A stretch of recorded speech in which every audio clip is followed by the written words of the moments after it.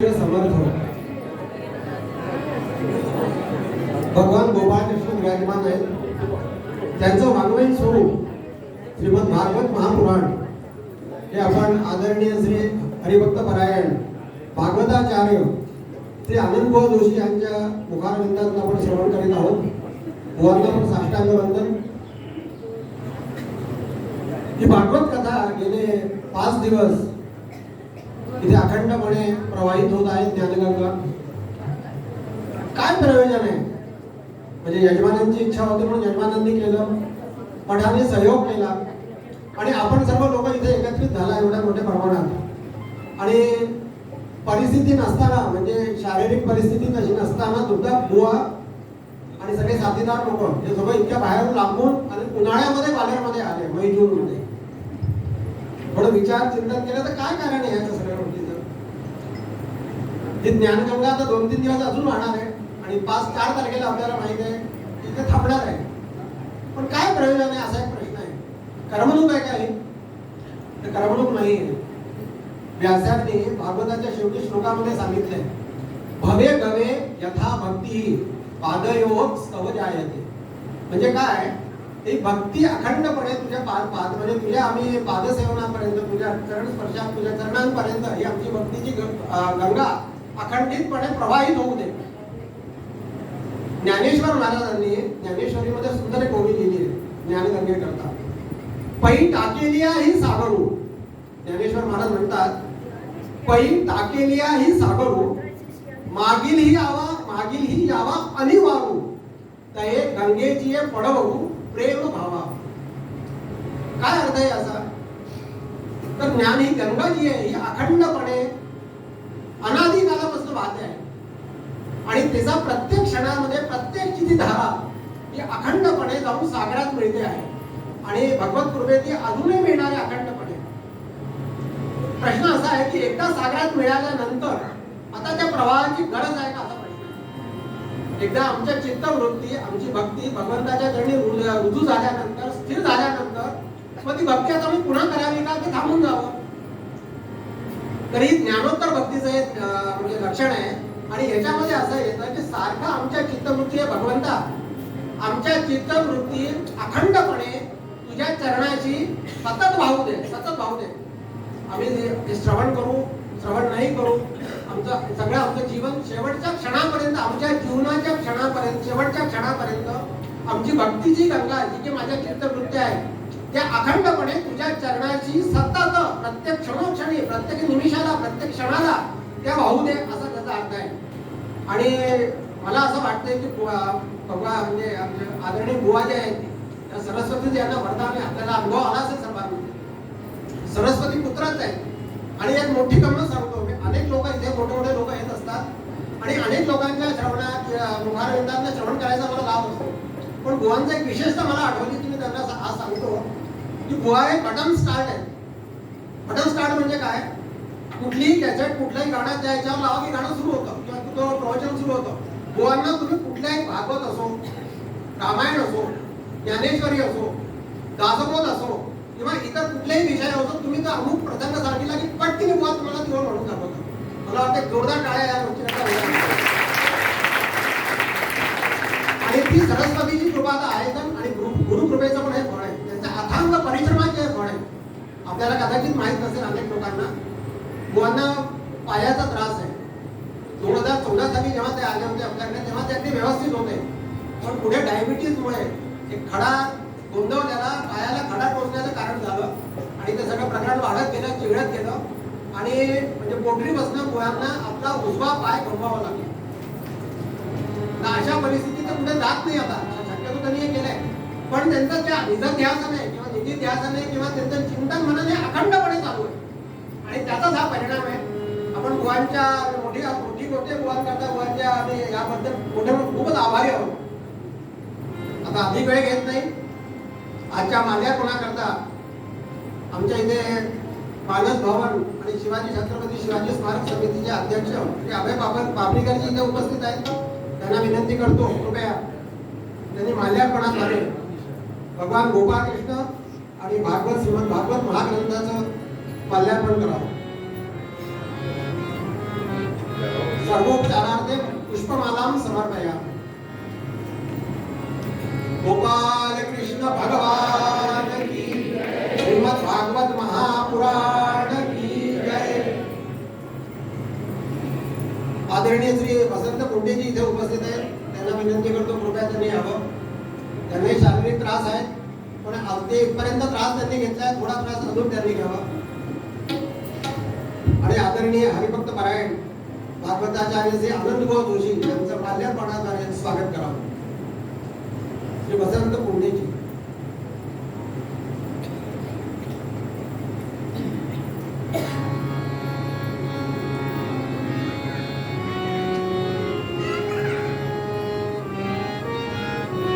बापटजी जो उपस्थित आहेत, त्यांना विनंती करतो कृपया त्यांनी यावं। आणि हरिभक्त पारायण श्री ओंकार गद्रे यांचं माल्यार्पणाद्वारे स्वागत करावं।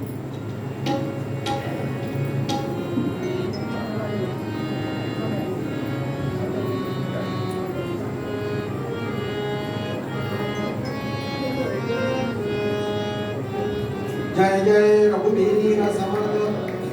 श्री मोहन गुर्जरजी इथे उपस्थित आहेत, त्यांनी यावं कृपया। आणि श्री बोधे सर आणि जितेंद्र धर्माधिकारीजी या दोघांचंही स्वागत करा।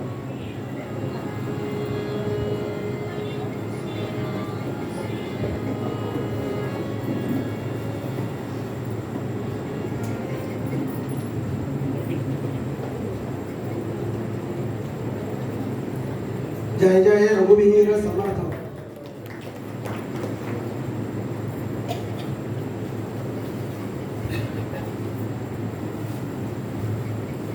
जितेंद्र धर्माधिकारी।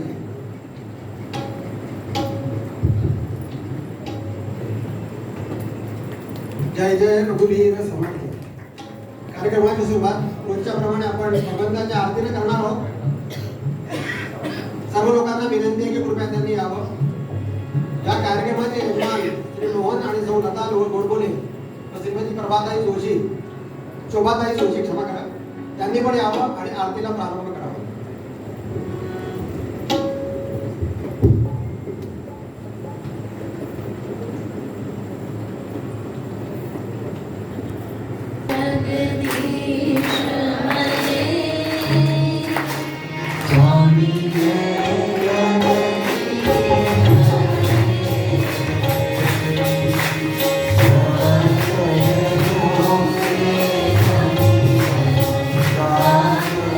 Oh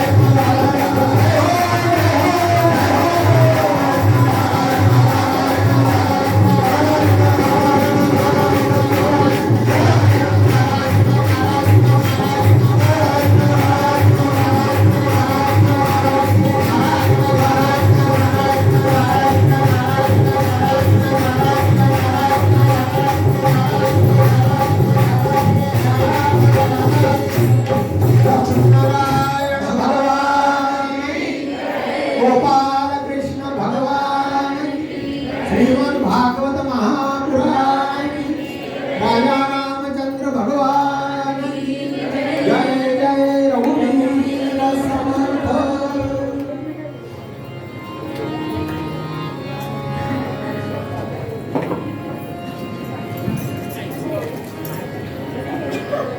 श्री गणेशाय नमः।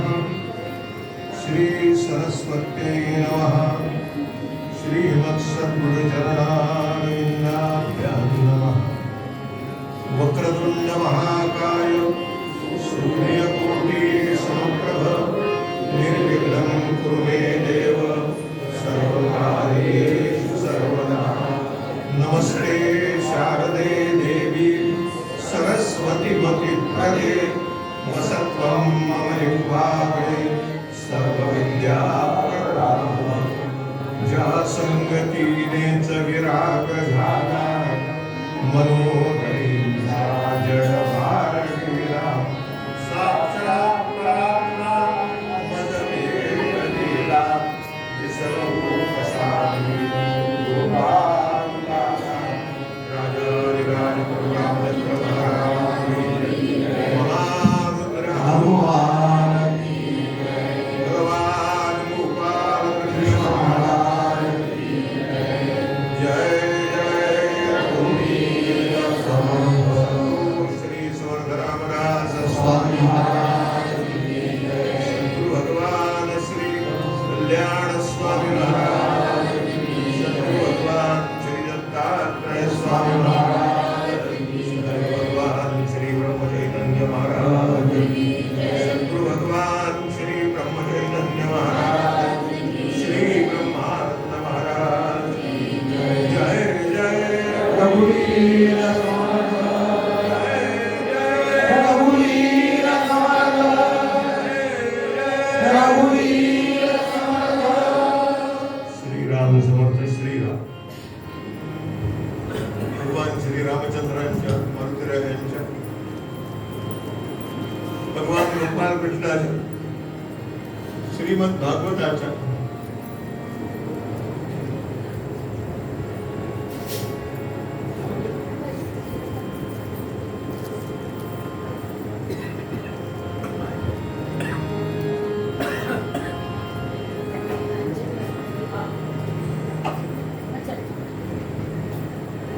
श्री समर्थांच्या श्री महाराजांच्या कल्याण स्वामी दत्तात्रेय स्वामी महाराज यांच्या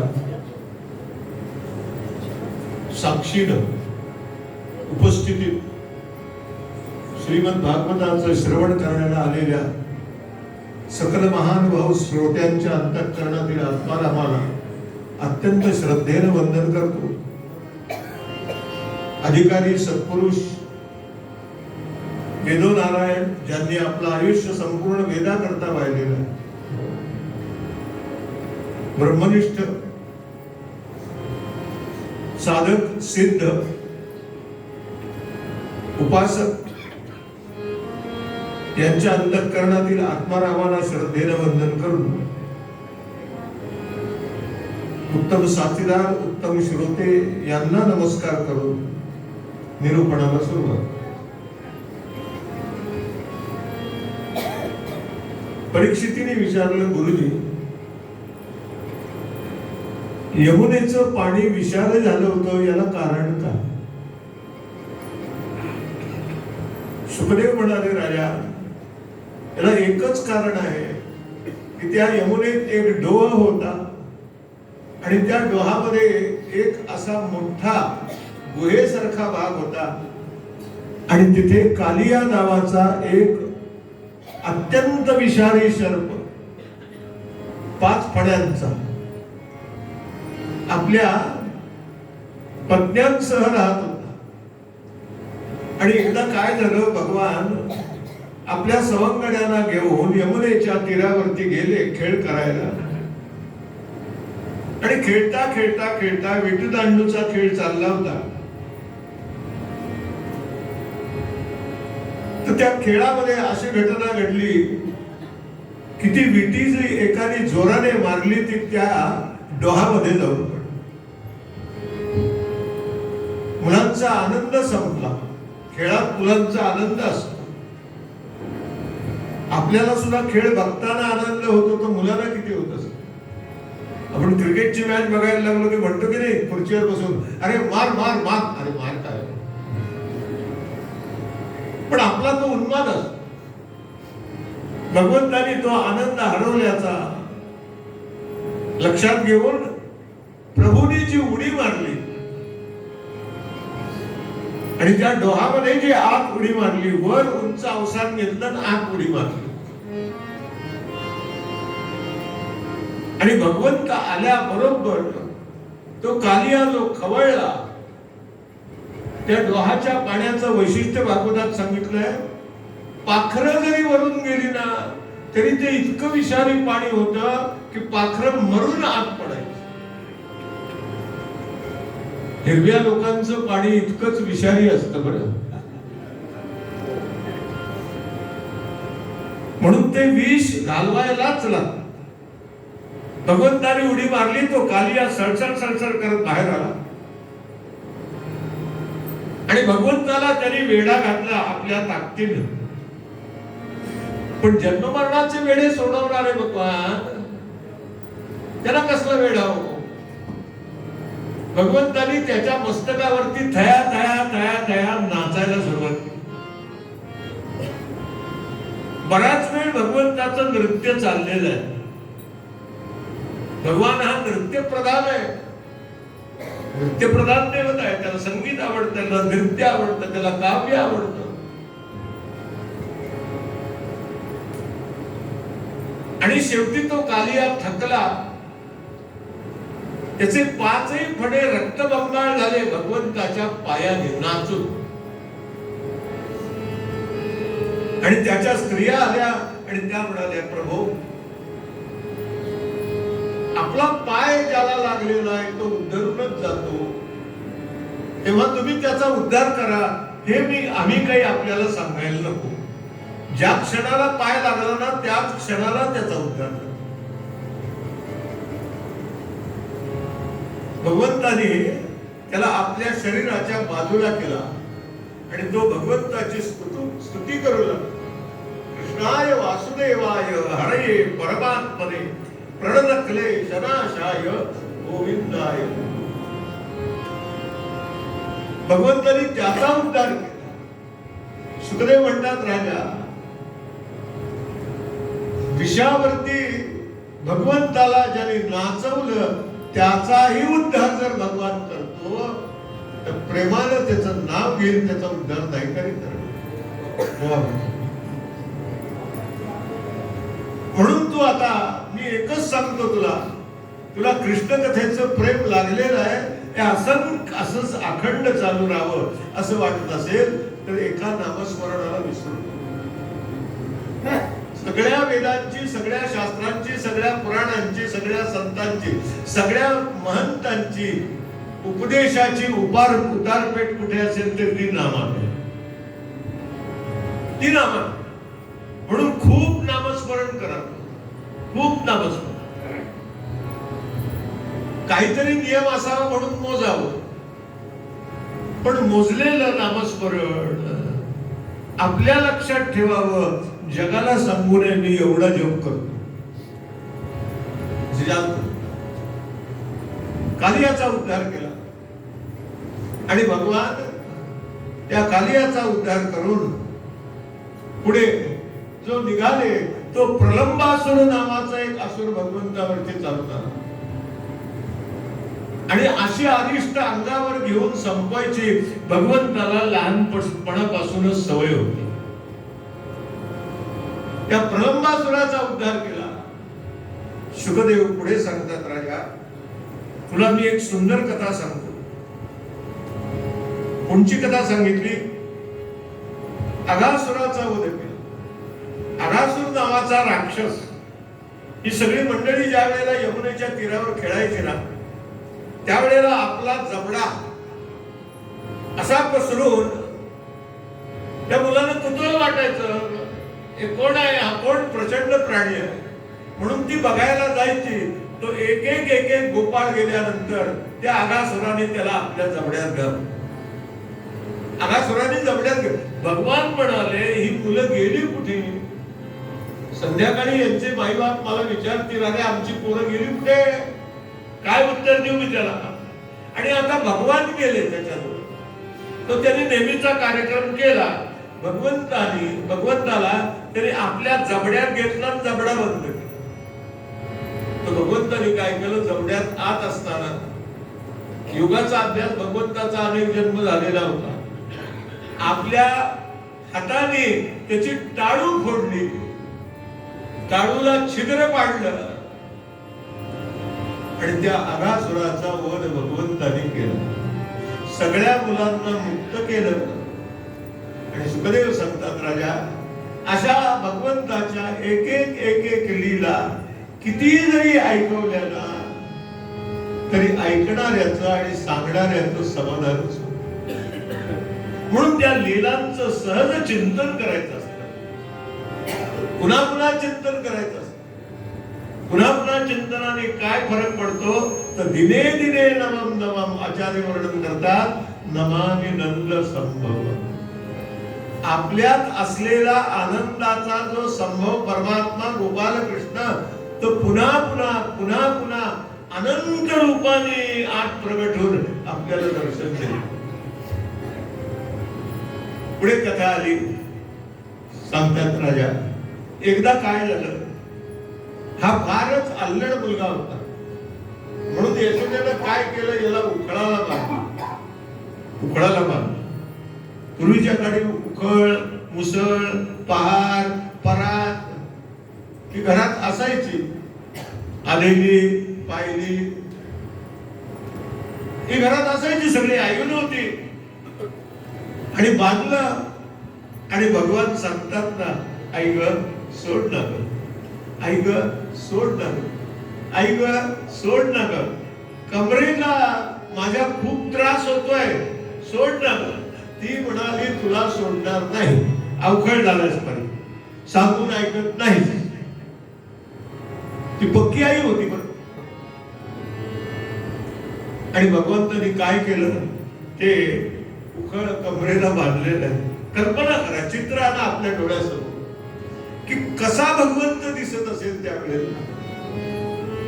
डोळ्यातून पाणी वाहतंय, तोंडातून लाळ गळते आणि आई तर काही सोडायला तयार नाहीये.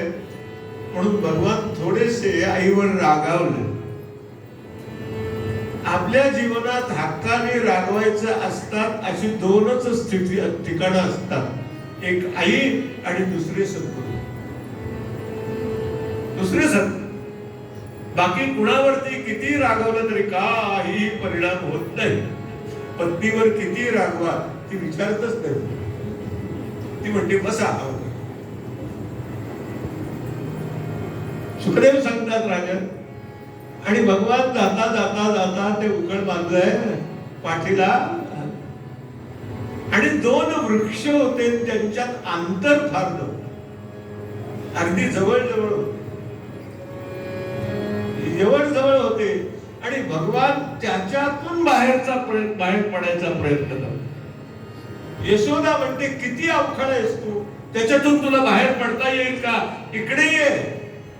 भगवान म्हणतात नाही येणार, मी सोडते आता. जेव्हा सांगितलं तेव्हा सोडलं नाहीस, आता कशाला सोड.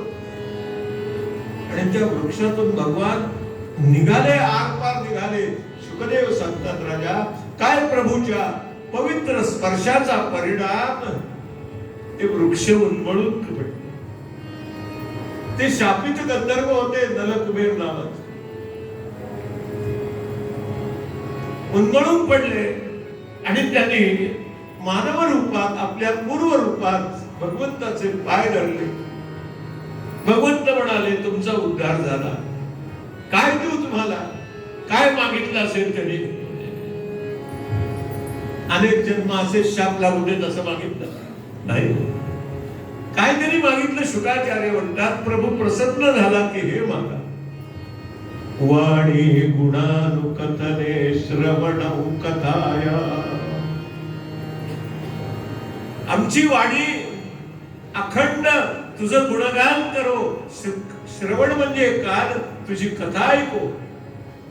आणि तू अखंड आमच्या समोर असाच दिसावास. आम्हाला दुसरा आता कोणाला पाहायची इच्छा झाली. त्या नलकुबेरांचा उद्धार केला. आणि शुकदेव पुढे सांगतात, राजन, धेनुकासुराचा उद्धार केला. परीक्षिती म्हणतो, गुरु महाराज, आपण मला कालियाची गोष्ट सांगितली, प्रलंबासुराचा वध केला आणि भगवंतानी आता ठरवलं की या सगळ्या बालगोपालांना निसर्गापासून काय शिकायचं असतं ते शिकवूया. हल्लीच्या काळात त्याला पर्यावरण असं म्हणतात. लोकांचे प्रयत्न चालू आहेत की नाही पर्यावरणावर. कचरा टाकायचा नाही आपल्या घरात, दुसऱ्याच्या घरात टाकला तरी चालतो. याला हल्लीचं पर्यावरण असतं. भगवंताने सगळ्यांना घेतलं आणि प्रत्येक झाडाजवळ जाऊन भगवान शिकवत आहे. या झाडाच्या मुळाचा काय उपयोग आहे औषधी जीवनात, पानाचा काय उपयोग आहे, फुलाचा काय उपयोग आहे, फळाचा काय उपयोग आहे, इतकंच काय सालीचा काय उपयोग आहे. या सगळ्या दिव्याौषधी आहेत. सुभाषित असं आहे, आमंत्रम अक्षरम नास्ति, नास्ति मूलम च औषधम, अयोग्य पुरुषा नास्ति, योजकस्तत्र दुर्लभ. कोणताही वृक्ष मूळ औषधी नसतं असं नसतंच. कोणत्याही झाडाचं मूळ औषधी नसतं असंच नसतंच. अयोग्य हा पुरुषानस, कोणताही मनुष्य अयोग्य कधीच नसतो. फक्त योजकच तत्र दुर्लभ. त्याची योजना कुठे करायची एवढं ज्याला कळतं ना, त्याला संयोजक, आयोजक आणि नियोजक असं म्हणतात. भगवंतानी ते शिकवलं. आणि एक दिवस शिदोरी आणलेली होती सगळ्यांनी, हो, पण थोडी कमी पडली. त्या दिवशी गोपांना खेळ खेळून खूपच भूक लागली. भगवंतानी ओळखलं की यांच्या जवळची शिदोरी संपत आली, यांच्या जवळची शिदोरी संपत आली. भगवान अन्न निर्माण करू शकला असता तिथे, पण ते भगवंतानी केलं. का? याचं कारण पोरांनाही कळलं पाहिजे की अन्न मिळवायला काय कष्ट लागतात. आणि म्हणून त्यांनी एक यज्ञ चालला होता जवळच, काही अंतरावर. तिथे आपल्या सगळ्या सवंगड्यांना पाठवलं आणि सांगितलं, तिथे जा आणि त्या यज्ञ करणाऱ्या वेदज्ञ ब्राह्मणाला जाऊन सांगा, आम्हाला भूक लागली आहे, तेव्हा आम्हाला काहीतरी द्या खायला. मुलं गेली. ते म्हणाले, हे बघा, आमचा यज्ञ सिद्ध झाल्याशिवाय आम्ही तुम्हाला देणार नाही. नाही नाही. ते म्हणाले, द्याव, भूक लागली, भूक लागली, आम्हालाच भूक लागली नाही, आमचा जो गोपाल कृष्ण आहे ना भगवंत, त्यालाही भूक लागली, द्या ना थोडं. त्यांनी दिलं नाही. भगवंताकडे परत आली, परत कोमिजलेले चेहरे करून, तेव्हा त्यांनी आम्हाला दिलं नाही. भगवान म्हणाले, कोणाकडे मागितलं? त्या ब्राह्मणांकडे मागितलं. चुकीच्या जागेत गेलं. चुकीचे अन्न मिळायला सुद्धा योग्य जागा बघायला लागते, शोधायला लागते, तेव्हा अन्न मिळतं आपल्याला. आणि जे मिळतं ना ते सिद्धांत असतं. जे सिद्धांत असतं. गेले त्यांच्याकडे, आम्हाला भूक लागली, भगवंतालाही भूक लागली, देता का? त्यांनी केलेलं सगळं अन्न त्याला दिलं. आनंद झाला, भगवंताला आनंद झाला. आणि भगवंताने आशीर्वाद दिले, माय हो, भगिनी हो, 100 जन्म तुम्हाला अन्नाला कमी पडतात.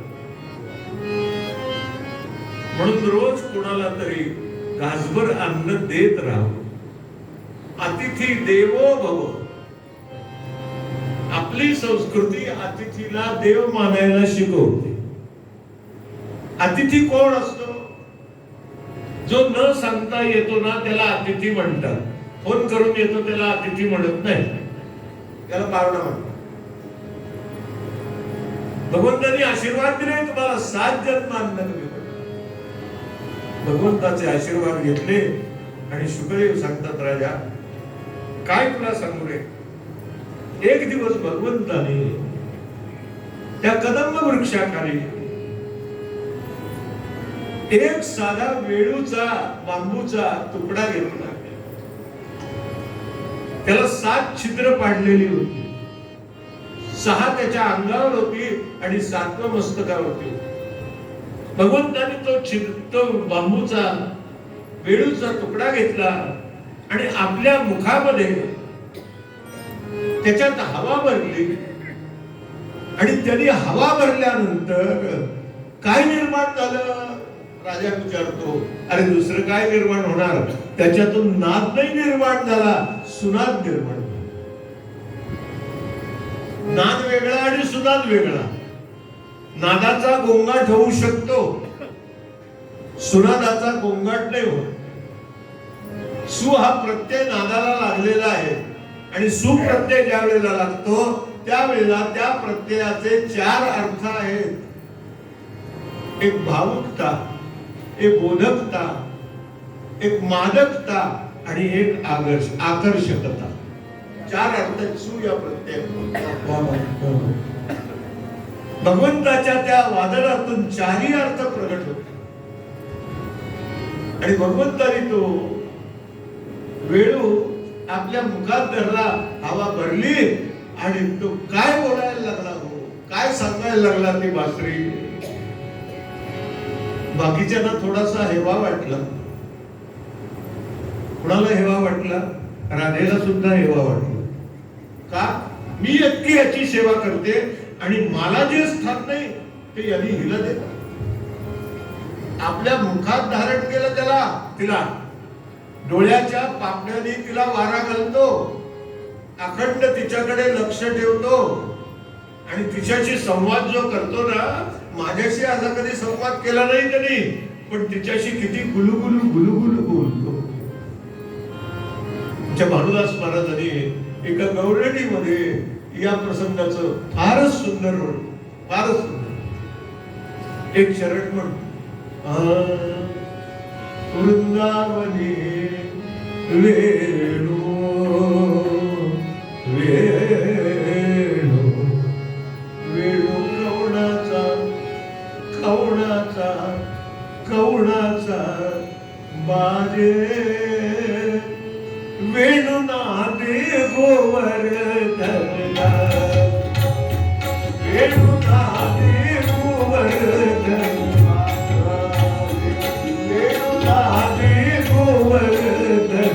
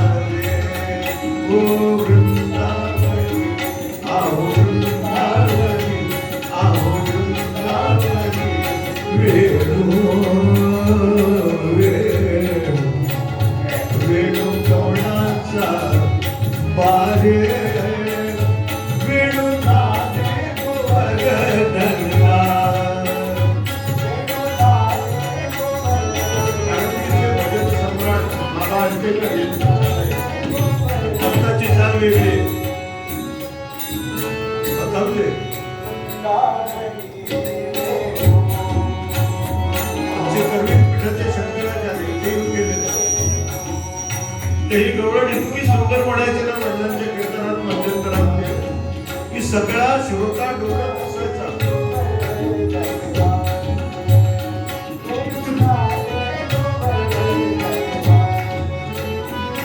तृण चारा चरू विसरली, गायी व्याघ्र एके ठाई आली, पक्षी फुले निवांत राहिली, वैरभाव समूळ विसरली, वैरभाव समूळ विसरली.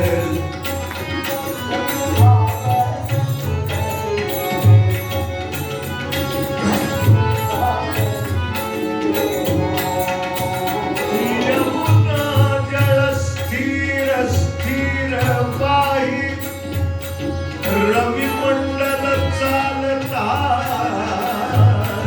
स्तब्ध होये, शेष पूर्व वराह भयचकित राये, बाळस्तन देऊ विसरले माये, बाळस्तन देऊ विसरले माये. वृंदावन आहो वृंदावनी, आहो वृंदावनी.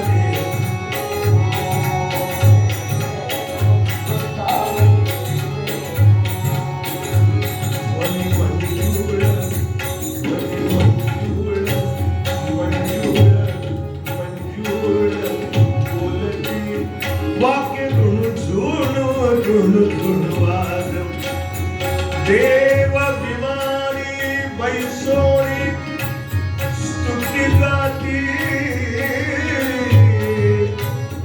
भानुदासा भावनी प्रेम, भानुदासा भावनी प्रेम, भानुदासा भावनी प्रेम भक्ती, भानुदासा भावनी प्रेम भक्ती. वृंदावनी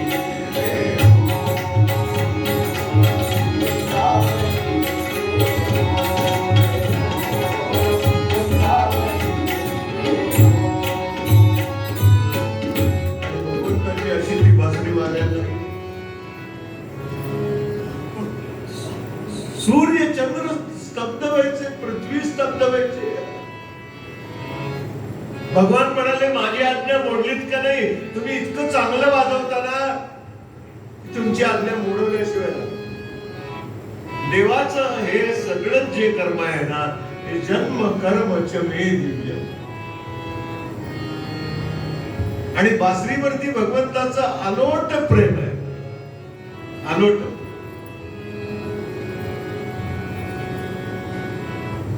आणि अशी बासरी वादन करता करता करता एक दिवस प्रसंग असा झाला,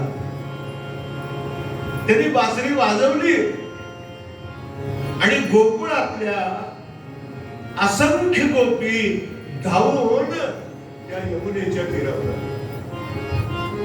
भगवंताने विचारलं हे काय, हे काय?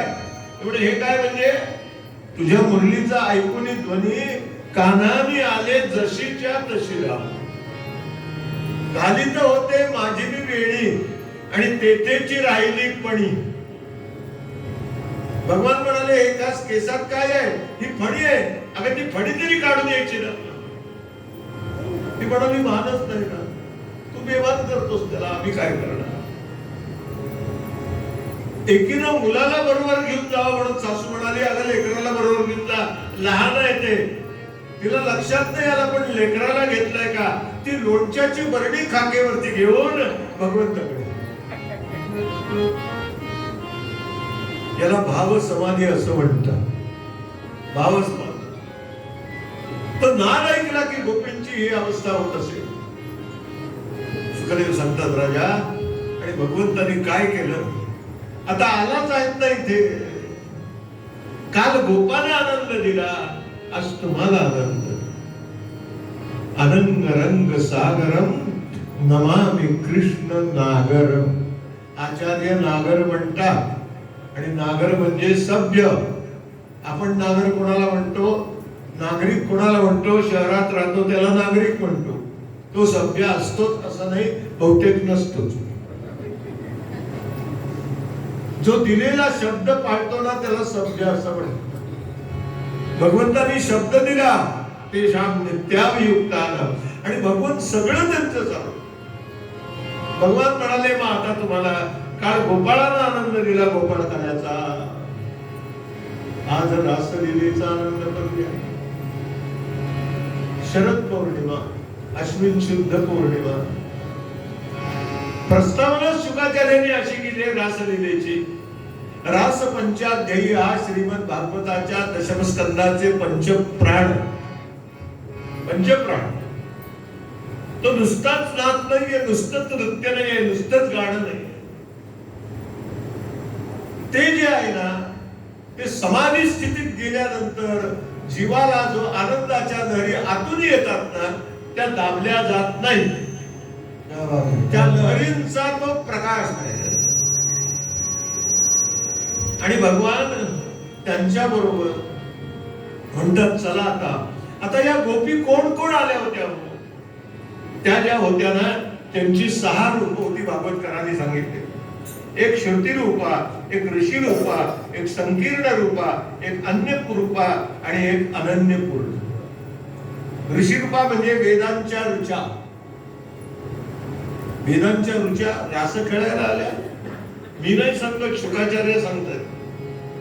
तक्रार करायची असेल तर मुक्काम पोस्ट यमुना तीर, भगवान श्री शुकाचार्य, केर ऑफ राजा परीक्षित.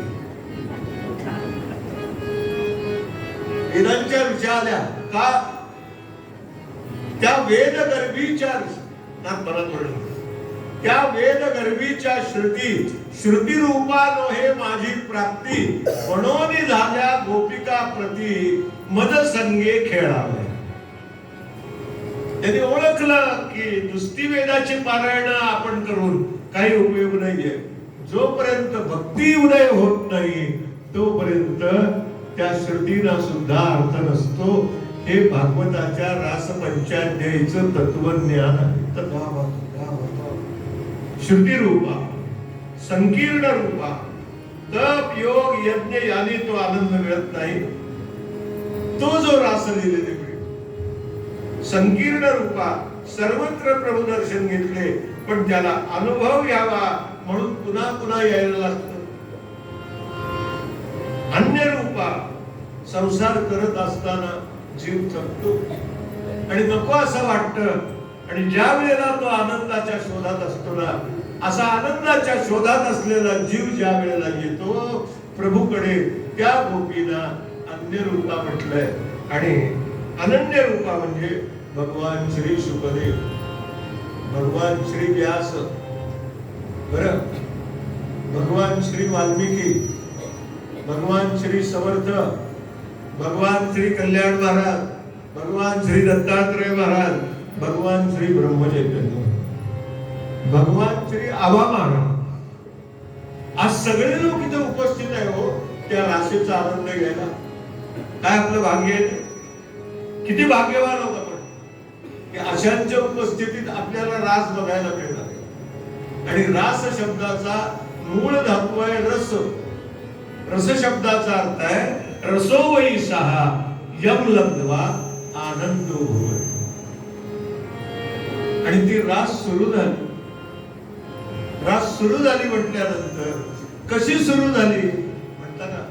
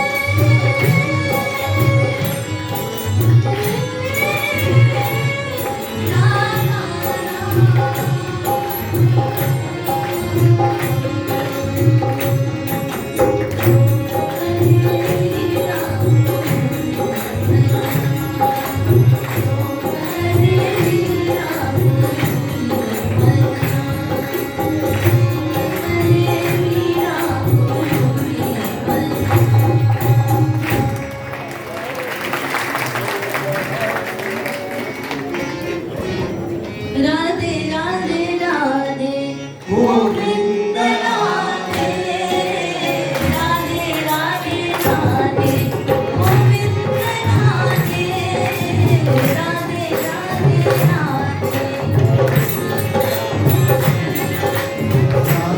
राधे राधे गोविंद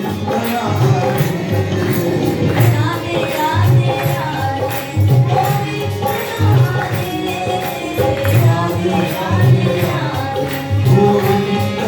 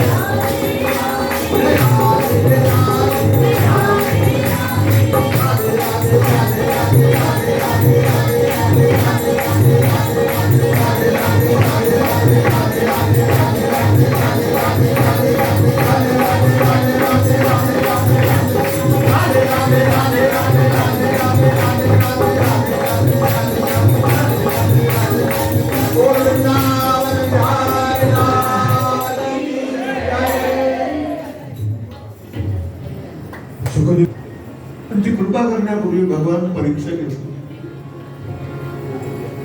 परीक्षिती म्हणतो कोणाची परीक्षा घेतली? अरे गोपगोपींची पण त्यांनी परीक्षा घेतली. ती कशी घेतली? त्या तर कृष्णवयच झालेल्या होत्या.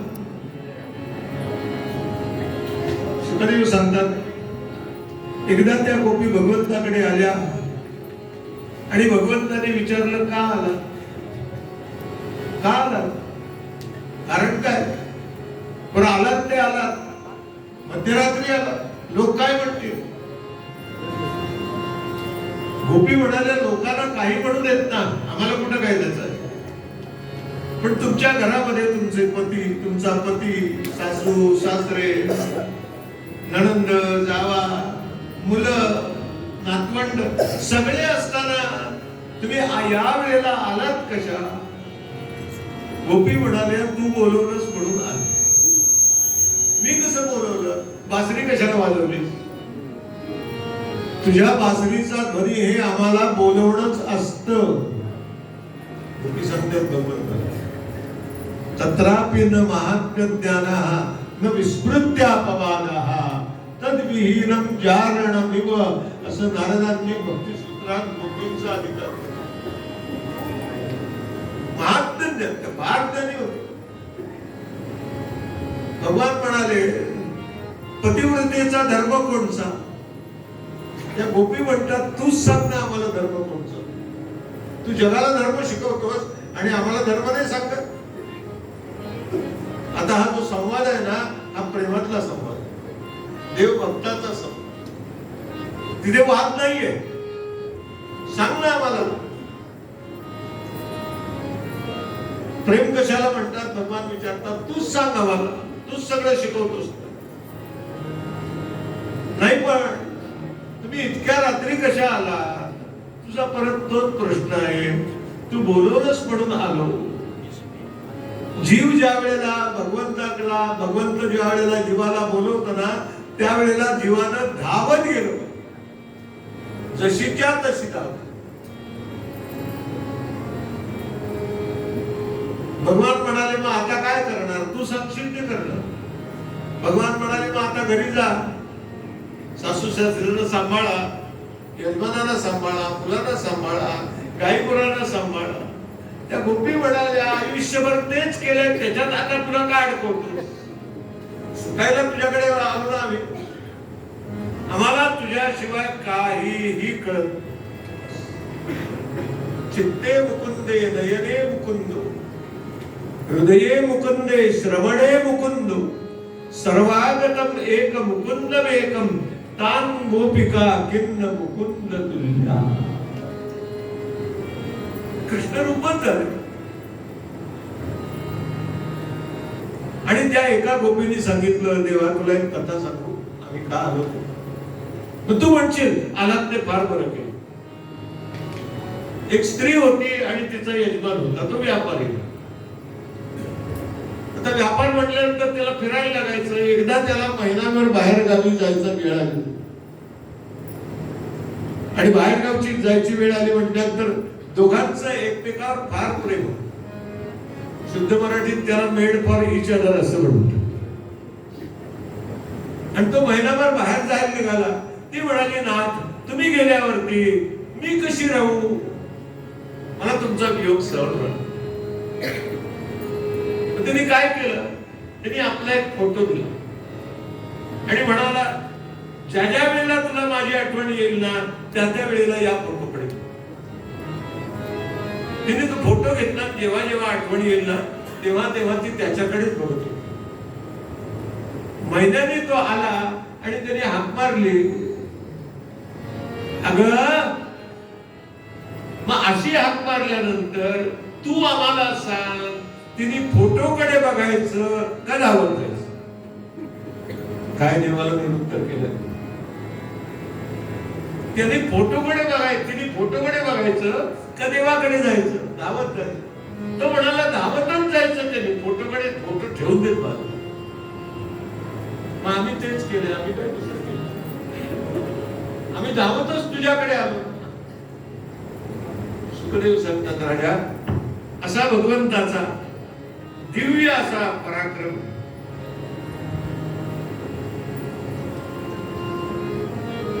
असा पराक्रम करत असताना सुदर्शनाला मुक्ती दिली. युगलगीत गायलं. व्योमी आणि केशी आणि व्योम यांचा वध केला आणि अक्रूराला भगवंताने कंसाला कळलं की कार्तिक फारच उपद्रव रूप झालेले आहे. यांना केव्हा तरी संपवलं पाहिजे. उद्या हे माझ्या छाताडावर बसतील. म्हणून अक्रूराला पाठवला. अक्रूर तेव्हा म्हणाला, अयम ही परमो लाभ हा उत्तम श्लोक हा परम लाभ आहे. नाहीतरी याच्याकडे राहून रोज याचं अन्न खाण्यापेक्षा भगवंताच्या दर्शनानं माझी दानभूक विसरेल. अक्रूर गेला, त्याचं स्वागत केलं आणि स्वागत केल्यानंतर बलराम दादा आणि भगवान कृष्ण गोपाल कृष्ण आले आणि ते अक्रूराला विचारतात, मामा काका आमचे मामा साहेब कसे आहेत? आमची कधी आठवण काढतात का? आम्हाला माहिती आहे जात मामाची नाही कोणाच्या कामाची. कसे विचारतो तुम्हाला आमची अरे त्यांनी तुम्हाला काय सांगू, तुमची आठवण त्याला झाली म्हणूनच मला आणि सांगितलं घेऊन या तिकडे. मी तुम्हाला आमंत्रण द्यायला आलोय. कशाचं? धनुर्यागाचं आमंत्रण द्या. असं अशी आव्हानं स्वीकारायची भगवंताला लहानपणापासून सवय. चला मग जाऊया. अक्रूर हा भगवंताला घेऊन मथुरेला जाणार आहे हे त्या वृंदावन वासियांना कळलं आणि त्यांनी पुन्हा येऊन प्रार्थना केली, नेऊ नको अक्रूरा माधवा, नेऊ नको अक्रूर, आमचे प्राण दे पण भगवंताला नेऊ.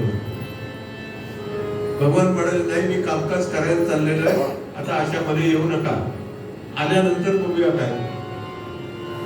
अक्रूरावर भगवान बलराम दादा आणि भगवान गेले गोपाल कृष्ण. कंसाने त्यांची व्यवस्था एका धर्मशाळेत केलेली होती. धर्मशाळेत व्यवस्था केली. एखाद्याचा अपमान करायचा असेल तर किती अपमान करायचा अशा लोकांकडनं शिकावं. ते म्हणाले ठीक आहे धर्मशाळा, त्याला कशाला मशाला कशाला. धर्मशाळेत राहिले. दुसऱ्या दिवशी बाहेर पडले. तो धनुर्याग होता तिथे. जे धनुष्य होतं तिथे बघायला जो गेले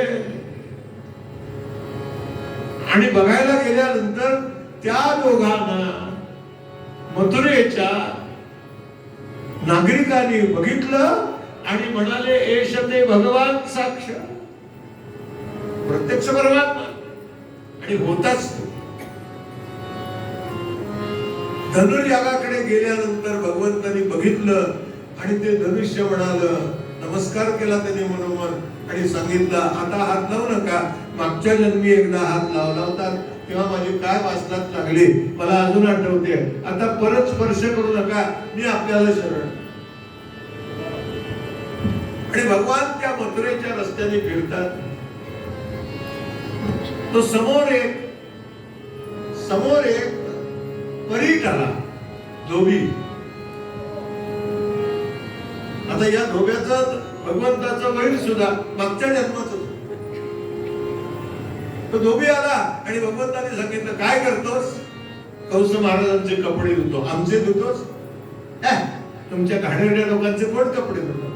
भगवंतानी त्याचा गळा धरला आणि एक कांशीला जी लगवली. दादा म्हणेल, अरे तो मरेल ना, मारतो काय त्याला, अजून त्याची वेळ यायची. एक शिंपी आला त्याला विचारलं काय करतोस? कपडे शिवतो. कोणाचे शिवतो? कंसाचे शिवतो. आमचे शिवशील? हो, आमचे शिवशील. त्यांनी भगवंताला उत्तमोत्तम कपडे शिवून दिले. पुढे गेले तर कुब्जा आली. कुब्जा आली ती 8 ठिकाणी वाकडी होती. भगवंत म्हणाले, आई कुठे चाललीस? तिला आई म्हणून हाक मारल्यानंतर एवढा आनंद झाला की मला आई न होता आज कोणीतरी आई म्हणून. कुठे चाललीस? कंसाकडे चालले. काय करते? हातात काय आहे? तिने सांगितलं चंदन आणि केशराची उकी आहे, कंस महाराजांच्या हाताला लावायला जाते. ती म्हणाली आधी तुम्हाला लावते आणि उरली तर जाईल तिकडं, नाही तर तुम्ही आहातच ना. जे ते जात होते ते तू माझा. भगवंताच्या बलराम दादाच्या अंगावर उलटी लावली. कंसाला कळलं आलेत आलेत. आणि संध्याकाळी भगवंताने त्यांना आमंत्रण दिलं. कशाचं आमंत्रण दिलं? मल्लयुद्धेचं आमंत्रण. मल्लयुद्धेचं. संध्याकाळ झाली ते वाटच बघत होते. सूर्याला सांगितलं जरा लवकर लवकर जा ना पुढे, त्याला मारायचं ना आम्हाला. सूर्य थोडा थोडा थोडा थोडा लवकर पुढे जायला लागला. आणि भगवान त्या आखाड्याजवळ आले. तो यांनी काय केलं होतं? कुवलय पीडित नावाचा एक हत्ती त्याला त्याला भयंकर दारू पाजली होती. आणि त्या माहुताला सांगितलं की 2 कार्ती आली इथे की त्यांच्यावर हत्तीला त्यांच्यावर हत्तीला सुरू याला मारलेच पाहिजेत मला. आणि भगवान तिथे आले आखाड्याजवळ. त्या माहुताने आपलं काम पूर्ण केलं. भगवंताने ते बघितलं आणि तो हत्ती आपल्या अंगावर चालू देतोय, यथेच्छ मद्य प्यायलेला आहे म्हटल्यानंतर भगवंताने त्या हत्तीला सामोरे गेले आणि मनात म्हणतात कालच तुला मुक्त केला होता ना, मी वेगवेगळं होता. भगवंताने त्या हत्तीची सोड धरली, त्याला कडकड कडकड फिरवला, जमिनीवर आपटला. बलराम दादा म्हणाले कृष्णा काय करतोस हे? यांना असंच संपवायला लागतं, यांना आताच संपवायला लागतं. तुम्ही काळजी करू नका दादा. आणि कंसाला वार्ता गेली ती 2 पोरं आलेत म्हणून. कंस तयारीतच होता. त्यांनी मुष्टिक आणि चाणूरांना अगोदर पाठवलं. आपण नाही मेहनत तो तुम लढो, हम कपडे संभाळते. बलराम दादांनी त्यांच्याशी यथेच्छ युद्ध केलं. यथेच्छ युद्ध केलं आणि भगवान आखाड्यात उतरले. लंगोट कसलेला होता कमरेला आणि आखाड्यात भगवान फिरायला लागले. गोल गोल गोल त्या आखाड्याला फेऱ्या मारतात. ती आखाड्याची माती भगवंताने आपल्या अंगाला लावली. भगवान सांगत होते पृथ्वीला काळजी करू नको, आता कार्यक्रम 5 मिनिटात संपला. म्हणजे आजचा नाही.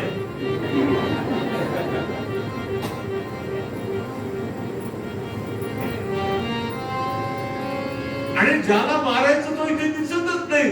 भगवंताने वर बघितलं आणि भगवंताने जी झेप घेतली आखाड्यात, तो कंसाच्या सिंहासनाजवळ गेले. सिंहासनावर जवळ जाऊन त्याला एक धक्का मारला. तो त्याच्या मस्तकावरचा मुकुट खाली पडला. भगवंताजी त्याचे केस धरले आणि त्याला खाली आखाड्यात पालथा पाडला. पालथा पडल्यानंतर भगवंताने आपल्या डावा गुडघा त्याच्या छाताडावर ठेवला आणि एका उजव्या हाताच्या मुष्टीनं त्याच्या छातीवरती प्रहार करता क्षणी तो रक्त उकायला लागला. आणि भगवंताला म्हणतोय अरे सोड, अरे सोड, अरे सोड, मी तुझा मामा आहे. भगवान म्हणाले आता तुला कामालाच लावतो. आता तुला आठवत, आता तुला आठवत. कंसाचा वध केला, मोठा पराक्रम केला आणि या भगवंताचा जय जयकार तिथे जमलेल्या सगळ्या भक्तांनी केला. गोपाल कृष्ण भगवान देवाचा जय जयकार केला आणि भगवंत भगवंतांना वाटलं सोड ना आता त्याला. झालं ना सगळं, रक्त ओकत बाहेर पडलेलं. कंसाचा वध झाला, भगवान बाहेर आले, आपल्या भोवती एक वस्त्र गुंडाळलं. ते भगवान पहिल्यांदा कुठे गेले असतील तिथून तर ज्या कारागृहात आपल्या जन्मदात्या आईला आणि वडिलांना ठेवलेलं होतं, देवकी आणि वसुदेवाला, त्या कारागृहात भगवंत गेले आणि आई बापांच्या पायावरती लोटांगण. नमातु परदैव, नमातु परदैव. वडिलांना नमस्कार केला. स्वर्गस्थ ऋषींनी पुष्पवृष्टी केली भगवंतावर. भागवत हे शिकव. आई वडिलांनी केलेलं ऋण कधीही विसरू नये हे भागवत शिकव. भागवत काय शिकवत नाही तुम्हाला?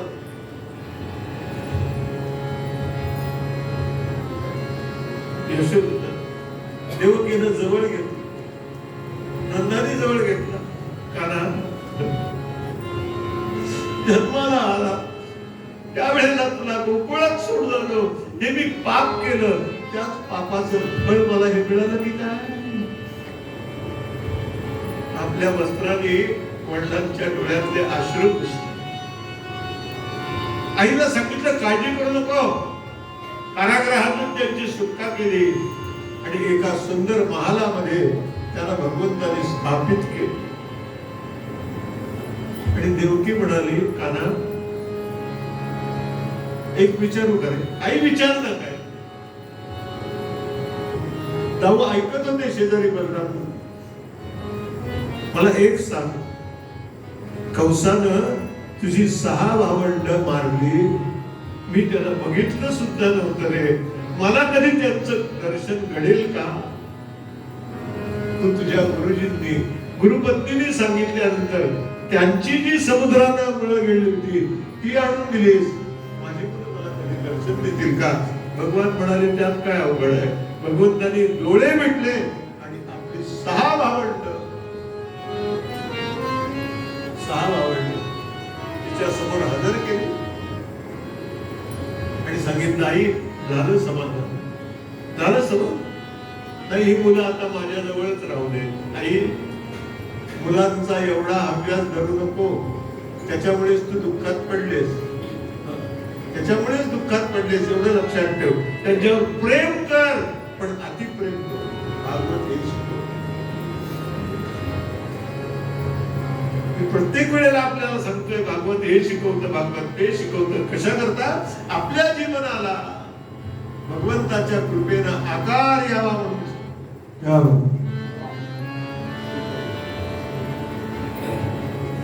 ती मुलं गेली, भगवंतानी आता महालात ठेवलं आणि आता मथुरेचं राज्य हातात आलं होतं कंसाचं.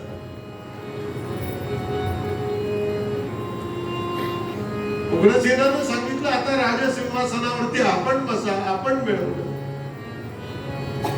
भगवान म्हणाले, नाही, राजसिंहासनावरती तुम्हीच बसा, फक्त धर्माचं राज्य करा, अधर्माचं करू नका आणि निधर्म्यांचं त्याही करू. उग्रसेनाला पुन्हा राज्याभिषेक केला. भगवान निघून गेले, बलराम दादा पण निघून गेले आणि श्रुदेव भगवंताच्या जीवनातला एक सुंदर प्रसंग आपल्यासमोर सादर करायचा आहे.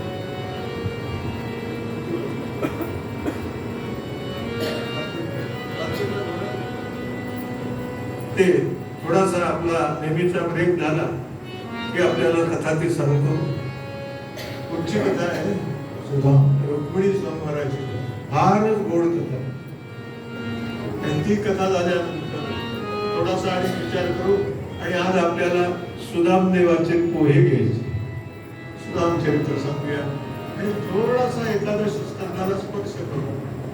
दिवाळी परवा 2 दिवस आहेत आपल्याला. आणि भागवताचं नवनीत जे आहे ना एकादश स्कंद ते आपल्या समोर भगवंतासमोर सादर करण्याचा विचार आहे. आजपर्यंत आला तसेच या. नाहीतर म्हणाल उद्यापासून हे तत्वज्ञान हे काय ऐकायचे. भगवंताच्या कथेच्या प्रत्येक शब्दात आपण 5 मिनिटं ब्रेक घेऊया आणि नंतर कथेला सुरुवात करतो.